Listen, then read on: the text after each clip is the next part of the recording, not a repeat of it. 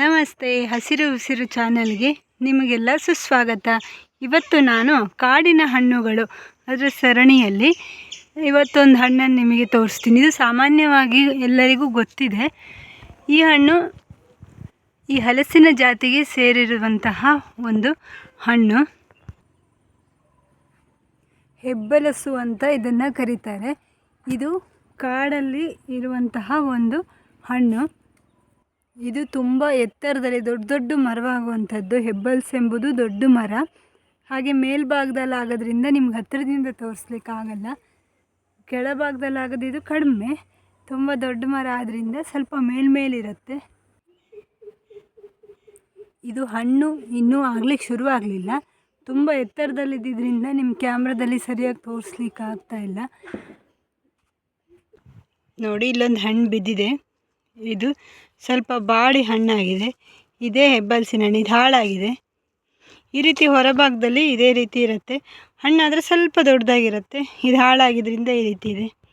ಈ ರೀತಿಯಾಗಿರುತ್ತೆ ನೋಡಿ ಮೇಲ್ಭಾಗ. ಇದು ಹಕ್ಕಿ ತಿಂದು ಹಾಕಿದ್ದು. ಈ ರೀತಿ ಅದರ ಒಣಗಿದ ಎಲೆ ಇರುತ್ತೆ ನೋಡಿ, ದೊಡ್ಡ ದೊಡ್ಡದಾಗಿ. ಸೇಮ್ ಹಲಸಿನ ಜಾತಿಗೆ ಸೇರಿರುತ್ತೆ ಇದು. ಇದರ ಮರವನ್ನು ಕೂಡ ಈ ರೀತಿ ದಪ್ಪ ದಪ್ಪವಾಗುತ್ತೆ. ಹಲಸಿನ ಥರನೇ ಇದರಲ್ಲಿ ಪೀಠೋಪಕರಣವನ್ನೆಲ್ಲ ತಯಾರಿಸ್ತಾರೆ. ಬಾಗಿಲು, ಮಂಚ ಎಲ್ಲ ತುಂಬ ಗಟ್ಟಿಮುಟ್ಟಾಗಿರುತ್ತೆ. ಆದ್ದರಿಂದನೇ ಈಗೆಲ್ಲ ಈ ಮರನೂ ಕೂಡ ಎಲ್ಲರೂ ಕಡ್ಕೊಂಡು ಹೋಗ್ತಾ ಇದ್ದಾರೆ. ಪೊಟ್ಟುಕಾಯಿ ಈ ರೀತಿ ಇರುತ್ತೆ. ಚಿಕ್ಕದಾಗಿ ಚಿಗುರಿರುವಾಗ ಈ ರೀತಿಯಲ್ಲಾಗುತ್ತೆ. ದೊಡ್ಡದಾದ ಮೇಲೆ ಸ್ವಲ್ಪ ಗ್ರೀನ್ ಕಲರ್ ಬರುತ್ತೆ. ನಂತರದಲ್ಲಿ ಯೆಲ್ಲೋ ಆಗಿ ಹಣ್ಣಾಗುತ್ತೆ.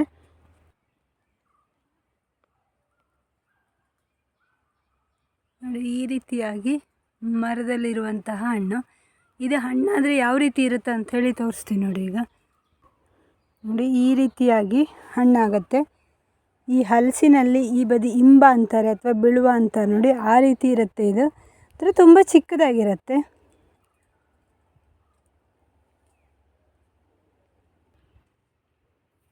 ಇದು ಈ ರೀತಿ ಚಿಕ್ಕದಾಗಿ ಇರುತ್ತೆ. ಇದರ ಒಳಗಡೆ ನೋಡಿ, ಈ ರೀತಿ ದೊಡ್ಡದಾದೊಂದು ಬೀಜ ಇರುತ್ತೆ. ಇದರಲ್ಲಿ ಹೆಚ್ಚು ಪಲ್ಪ್ ಇರಲ್ಲ, ಒಳಗಡೆ ಬೀಜ ಇರುತ್ತೆ ನೋಡಿ. ಈ ರೀತಿ ಬೀಜ ಇರುತ್ತೆ.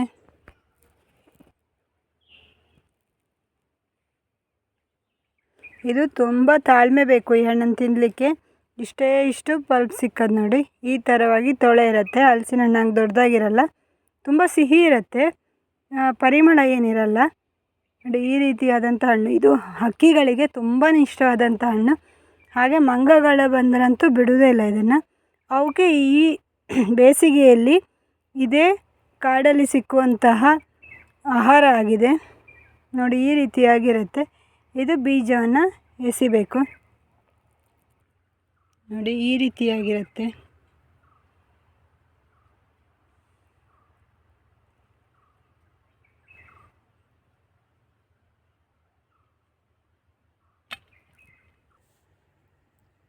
ಇದು ತುಂಬ ರುಚಿ ಇರುತ್ತೆ. ಹಾಗೆ ತುಂಬ ಮಕ್ಕಳಿಗೆ ಇದನ್ನು ತಿನ್ಬೋದು ಅಂತ ಗೊತ್ತಿರೋದಿಲ್ಲ. ನಾವು ಸಣ್ಣಾಗಿರ್ತಾ ಕೂಡ ಇದನ್ನು ತಿಂದಿದ್ದಿಲ್ಲ. ಅಂದರೆ ನಮ್ಮಲ್ಲೆಲ್ಲ ತುಂಬ ಹಲಸಿನ ಹಣ್ಣೆಲ್ಲ ಇದ್ದಿದ್ದರಿಂದ ನಾವು ಈ ಹಣ್ಣನ್ನು ತಿಂದಿಲ್ಲ. ನಮ್ಮ ಪ್ರಕಾರ ಇದೆಲ್ಲ ಪ್ರಾಣಿ ಪಕ್ಷಿಗಳು ತಿನ್ನೋದು ಅಂತಲೇ ನಾವು ಆಗಿನ ಕಾಲದಲ್ಲಿ ಎಣಿಸಿದ್ದು. ನಮಗೂ ಹಾಗೆ ಹೇಳ್ತಾಯಿದ್ರು, ಅದೆಲ್ಲ ಕಾಡಲ್ಲಿರೋದು ಪ್ರಾಣಿಗಳಿಗೆ, ಪಕ್ಷಿಗಳು ತಿನ್ನಲಿಕ್ಕೆ. ನೀವು ಹಲಸಿನ ಹಣ್ಣೆಲ್ಲ ತಿನ್ನಿ, ಅದು ಬೇಡ ಅಂತಿದ್ರು. ಅದೇ ರೀತಿ ನಾವು ತಿಳ್ಕೊಂಡಿದ್ದು. ಹಾಗಾಗಿ ಪ್ರಾಣಿ ಪಕ್ಷಿಗಳಿಗೊಂದು ಆಹಾರ ಆಗ್ತಾಯಿತ್ತು. ಈಗ ಇದನ್ನು ಕೂಡ ಮನುಷ್ಯರು ಬಿಡೋದಿಲ್ಲ. ಇದನ್ನು ಕುಯ್ದುಬಿಟ್ಟು ತಿಂತಾರೆ. ಹಾಗೆ ಈ ಮರನ ಬಿಡೋದೇ ಇಲ್ಲ. ಮರನ ದಪ್ಪ ಮರಗಳನ್ನು ಪೀಠೋಪಕರಣಕ್ಕಾಗಿ ಕಡಿಯೋದ್ರಿಂದ ಇದು ಕೂಡ ವಿನಾಶದ ಅಂಚಿನಲ್ಲಿದೆ. ಇದ್ರ ಬೀಜವನ್ನು ಹಕ್ಕಿಗಳು ತಿಂದು ಅಲ್ಲಿ ಇಲ್ಲಿ ಹಾಕೋದ್ರಿಂದ ಸ್ವಲ್ಪ ಮರ ಎಲ್ಲ ಆಗ್ತಾಯಿದೆ. ಅದರದ್ದು ಗಿಡಗಳು ಹುಟ್ತಾ ಇದೆ ಕಾಡಲ್ಲಿ. ಹಾಗಾಗಿ ಸ್ವಲ್ಪ ಮಟ್ಟಿಗೆ ಈ ಮರವನ್ನು ಕಾಣ್ಬೋದು. ಹಾಗೆ ಅದು ಸ್ವಲ್ಪ ದೊಡ್ಡ ಆಗುವವರೆಗೂ ಮನುಷ್ಯ ಸ್ವಲ್ಪ ತಾಳ್ಮೆಯಿಂದ ಕಾಯೋದ್ರಿಂದ ಈ ಮರ ಸ್ವಲ್ಪ ಉಳ್ಕೊಂಡಿದೆ. ಈ ಹಣ್ಣು ನಮ್ಮ ಟೆರಸ್ಸಿಂದ ನೋಡಿದರೂ ಕೂಡ ಇಲ್ಲೇ ಹತ್ತಿರದಲ್ಲೊಂದು ಮರ ಇದೆ. ಅದು ಈ ರೀತಿಯಾಗಿ ಕಾಣಿಸುತ್ತೆ ನೋಡಿ. ಅಲ್ಲಿ ಕೆಳಗಿಂದ ಕಾಣಿಸಲ್ಲ ಅಂತ ನಾನು ಟೆರಸ್ ಮೇಲೆ ಬಂದು ತೋರಿಸ್ತಾ ಇದ್ದೀನಿ. ನಮ್ಮ ಮನೆ ಪಕ್ಕದಲ್ಲಿ ಒಂದು ಮರ ನಾವು ಹಾಗೆ ಉಳಿಸ್ಕೊಂಡಿದ್ದೀವಿ. ನಮ್ಮ ಮನೆ ಸುತ್ತಮುತ್ತ ಒಂದು 4-5 ಮರ ಇದೆ ನೋಡಿ. ಇಲ್ಲೊಂದಿದೆ, ಅಲ್ಲೊಂದಿದೆ. ನಾನು ಅದನ್ನೇ ಆವಾಗ ತೋರಿಸಿದ್ದು. ಅಲ್ಲೊಂದಾಗಿದೆ. ಹಾಗೆ ಅದರಿಂದ ಹಿಂಭಾಗದಲ್ಲೊಂದಿದೆ. ಇದರಿಂದ ಹಿಂಭಾಗದಲ್ಲಿ ಇನ್ನೊಂದಿದೆ, ಅವೆಲ್ಲ ಈ ಸರಿ ಕಾಯಿ ಬಿಡಲಿಲ್ಲ. ವಾಯ್ಸಲ್ಲಿ ಸ್ವಲ್ಪ ಮೇಲೆ ಹತ್ತಿ ಬಂದಿದ್ದರಿಂದ ಸ್ವಲ್ಪ ವ್ಯತ್ಯಾಸ ಆಗ್ತಾ ಇದೆಯೇನೋ, ಅಡ್ಜಸ್ಟ್ ಮಾಡ್ಕೊಳ್ಳಿ. ನೋಡಿ ಈ ರೀತಿ ಕಾಣಿಸುತ್ತೆ ನೋಡಿ. ಇದು ನೋಡ್ಲಿಕ್ಕೆ ತುಂಬ ಚೆನ್ನಾಗಿ ಅನಿಸುತ್ತೆ. ಸಣ್ಣ ಸಣ್ಣ ಸಣ್ಣ ಸಣ್ಣ ಕಾಯೆಲ್ಲ ಗಿಡಕ್ಕೆ ತುಂಬ ಕಾಯಿ ಬಿಟ್ಟಿರುತ್ತೆ. ಇದು ನೋಡಲಿಕ್ಕೆ ಒಂದು ಚೆಂದ. ಮತ್ತು ಬೆಳಗಿನ ಹೊತ್ತು ಈ ಮರದ ಹತ್ರ ಬಂದರೆ ಸ್ವಲ್ಪ ಹಕ್ಕಿಗಳಿರಲ್ಲ, ವಿವಿಧ ಜಾತಿಯ ಹಕ್ಕಿಗಳನ್ನು ಈ ಮರದಲ್ಲಿ ನೋಡ್ಬೋದು. ಯಾಕಂದರೆ ಇದನ್ನು ಹಣ್ಣನ್ನು ತಿನ್ನಲಿಕ್ಕೋಸ್ಕರ ತುಂಬ ಹಕ್ಕಿಗಳು ಬರ್ತವೆ. ಆ ಟೈಮಲ್ಲಿ ವೀಡಿಯೋ ಮಾಡಿ ಹಾಕಲಿಕ್ಕೆ ಕಷ್ಟ ಆಗುತ್ತೆ. ಯಾಕಂದ್ರೆ ನಾವು ಕ್ಯಾಮ್ರಾ ತಗೊಂಡು ಹೋದರೆ ಹಕ್ಕಿಗಳು ಅಲ್ಲೇನೂ ನಿಲ್ಲೋದಿಲ್ಲ. ಹಾಗೆ ನಮಗೂ ಬೆಳಗ್ಗೆ ಸ್ವಲ್ಪ ಕೆಲಸದ ಒತ್ತಡದಿಂದಾಗಿ ವೀಡಿಯೋ ಮಾಡಲಿಕ್ಕೂ ಆಗಲ್ಲ. ನೋಡಿ ಈ ರೀತಿಯಾಗಿ ಪರಿಸರದ ಮಧ್ಯೆ ನಿಂತು ಹೀಗೆ ನೋಡ್ತಾ ಇದ್ದರೆ ತುಂಬಾ ಖುಷಿ ಅನಿಸುತ್ತೆ. ಹೀಗೆ ನಾವು ಕಾಡನ್ನು ಉಳಿಸ್ಕೊಳೋದ್ರಿಂದ ನಮಗೆ ಎಲ್ಲ ರೀತಿಯಲ್ಲೂ ಮುಂದಿನ ಪೀಳಿಗೆಗೂ ಒಳ್ಳೆಯದು. ಹಸಿರೇ ಉಸಿರಲ್ವ. ಹಾಗೆ ಈ ಥರ ಕಾಡಿನ ಹಣ್ಣುಗಳನ್ನು ಉಳಿಸ್ಕೊಂಡ್ರೆ ಮುಂದಿನ ಪೀಳಿಗೆಗೂ ಇದರ ಬಗ್ಗೆ ಮಾಹಿತಿಯನ್ನು ನೀಡ್ಬೋದು. ಇದರ ರುಚಿ ನಾವೆಷ್ಟೇ ಅಂಗಡೀಲಿ ದುಡ್ಡು ಕೊಟ್ಟು ತೊಗೊಂಬಂದು ಹಣ್ಣು ಇರೋದಿಲ್ಲ, ಅಷ್ಟು ರುಚಿ ಇರುತ್ತೆ. ಅದು ಒಂಥರ ಪ್ರಕೃತಿದತ್ತವಾದ, ಯಾವುದೇ ಕೆಮಿಕಲ್ ಇಲ್ಲದೆ, ಯಾವುದೇ ಔಷಧಿ ಇಲ್ಲದೆ ನ್ಯಾಚುರಲ್ಲಾಗಿ ಸಿಗುವಂತಹ ಈ ಕಾಡಿನ ಹಣ್ಣುಗಳನ್ನು ಇನ್ನೂ ತುಂಬ ಹಣ್ಣುಗಳನ್ನು ನಾನು ತೋರಿಸೋ ಪ್ರಯತ್ನ ಮಾಡ್ತೀನಿ. ಹಾಗೆ ಇದನ್ನು ಉಳಿಸಿ ಬೆಳೆಸಲಿಕ್ಕೂ ಎಲ್ಲರೂ ಪ್ರಯತ್ನ ಪಡಬೇಕು. ಹೀಗೆ ವಿನಾಶದ ಅಂಚಿನಲ್ಲಿರುವಂತಹ ಇನ್ನೂ ಹಲವಾರು ಗಿಡ ಮರಗಳಿದ್ದಾವೆ.